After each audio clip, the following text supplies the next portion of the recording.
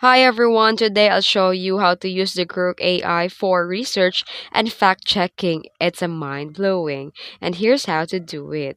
First, you need to ask a smart questions. Grok works best when your prompts are sharp and specific. For example, summarize the latest NASA discoveries in simple terms. It pulls out trending data straight from the X or Twitter, former Twitter if available. You need to ask a smart questions.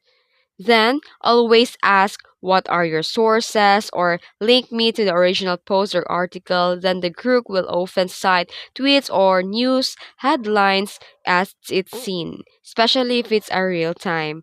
Then the group smart but not perfect.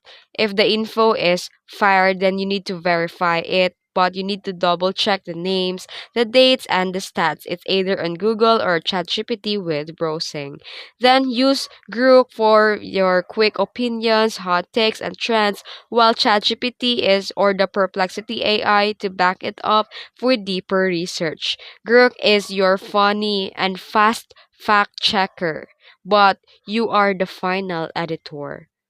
And that's it. If you found this tutorial helpful, don't forget to like and subscribe for more tips. Thanks for watching.